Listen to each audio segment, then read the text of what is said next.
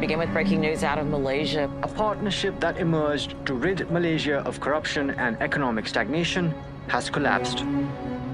So people do expect the new government to undertake massive change. Once you delay, they'll punish you. Mahathir Mohamad's sudden resignation has thrown the country into uncertainty. The PH government fell for one reason. The Prime Minister of the day just resigned without telling anybody. All the cabinet ministers went to the office on the morning of Monday, the 24th of February, thinking they were ministers, and at 5 o'clock in the evening of the same day, they were sacked.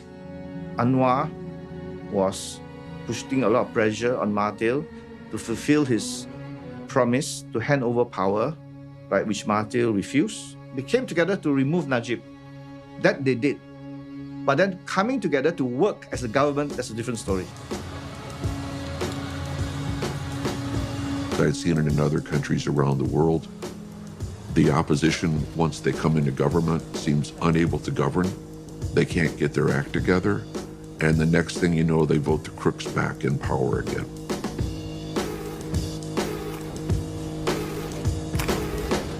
The past 2 years have shown us that Malaysians, our frustrations run deeper than these most recent political battles. உங்களுக்கு Najib பற்றி என்ன தெரியும்னு? Najib பற்றி நம்ம பேப்பர்லாம் படிக்கிறது இல்லை, அவ்வளோதான் தெரியாது. அதெல்லாம் நமக்கு நம்ம கடலில் வேலை செய்வோம், நம்ம எங்கே அதெல்லாம் பார்ப்போம்.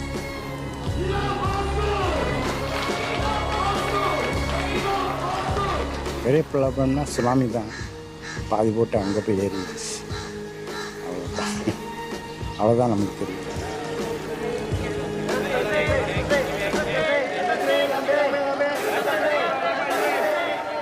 In the last 1 or 2 years, his popularity has risen incredibly. That's an objective fact, and I cannot explain that. Our frustration is rooted in the knowing that no matter how hard they work, the deck is stacked against them. The biggest problem is the political will to handle basic need of the society. There's budget because our country is rich. We have oil, we have Petronas, we have palm oil, we are the second biggest exporter in the world. It's just, I would say, the diversion of fund for some party and political. They want to stay in power, you know? There are those within the society who are more than happy to glorify a crook, who are willing to betray our future in exchange for favors and political patronage. It's rooted in the fear that their kids won't be better off than they were. And that is a dangerous and growing inequality. 就是很多的政客啊，就是有讲话不了，没有做事啊。 Malaysian democracy is at a critical juncture. At a juncture in which we could potentially regress and forever be stuck in a developing country status, or one in which we could turbocharge to make Malaysia a developed and dignified country. We have not matured as a democracy, poor governance, and therefore fragile institutions that has led to massive endemic corruption. 想法只是我们的国家要投资更多在发展那边，还有多做事，少说话。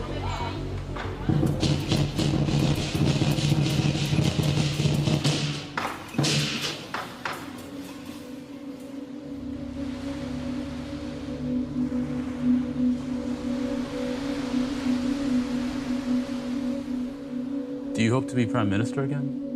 My intention now is to clear my name, and we hope that the system will give us a fair hearing. Do you think you'll be successful in clearing your name? Who knows about the future? Who knows?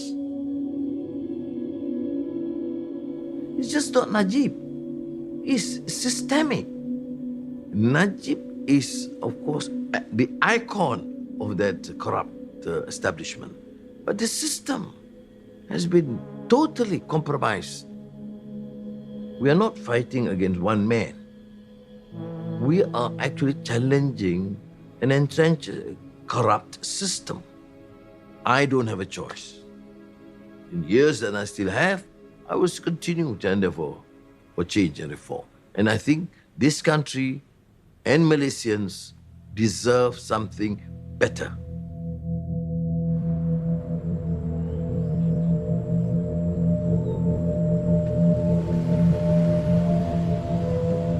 Was it worth it? I would still do whatever we did again. I still have some hope that justice is going to be served in this.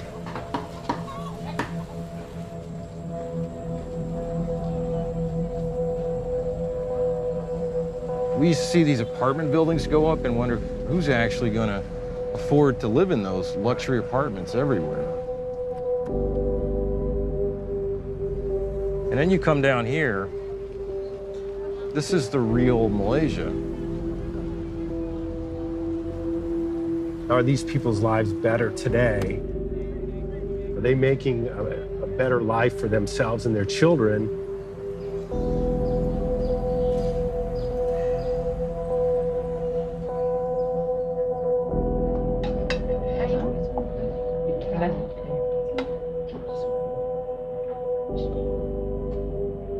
Kalau harapan untuk masa depan anak-anak, nak semua anak-anaknya berjaya, ada pendapatan yang baik, ada rumah yang kosnya rendah. Memandangkan sekarang rumah sekarang semuanya mahal.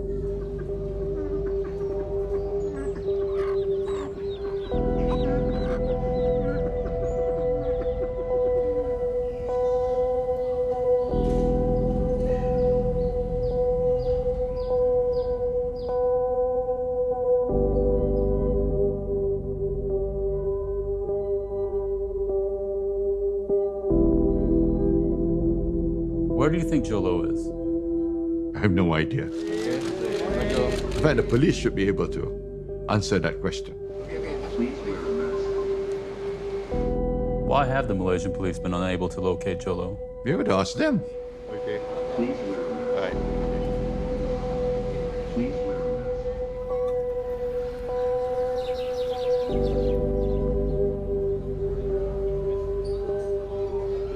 Dulu saya memang dengar macam ni biasalah. Dengar macam berita. Lama punya cerita tu. Tak ada biasa apa. Under our criminal law system, the accused must be in the dock physically, which is why Jolo's prosecution never took off. He's not physically in Malaysia. If he's still alive, I believe he's in China. My best guess is Joe is between this triangle of cities, Macau, Hong Kong, Shenzhen. He's been laying low for a long time. The Chinese made a calculation that it was in their interest to allow Jolo to remain there in China when the scandal broke. Joe obviously has some level of value to them. I do think, though, that that value is perishable.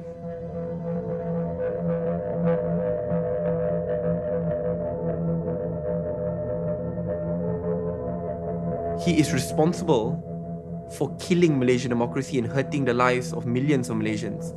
And we need to do whatever we can to ensure that he's brought back to face justice.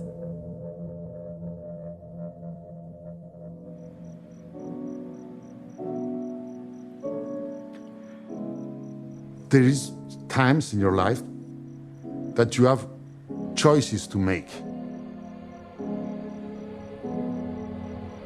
that are important choices.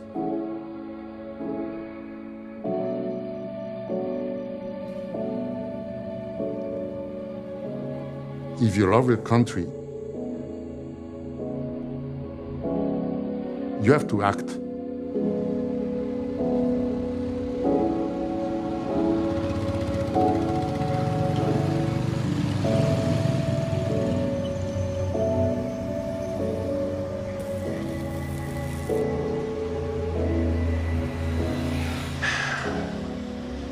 Jolo is still out there. I don't know if we'll ever have a full closure in this case. I hope so someday, but I don't know if we'll ever get there. I think corruption is so damaging to our world. I'm proud that I had the opportunity in my career to fight it in some way, and some successful and some not, but you never get the full satisfaction of that, and that's the frustrating part. You never get that full closure. You never feel like, you've done enough. I love this country. Somewhere deep down, I still have to retain hope that things are going to work out. I just hope people here, too, don't give up hope.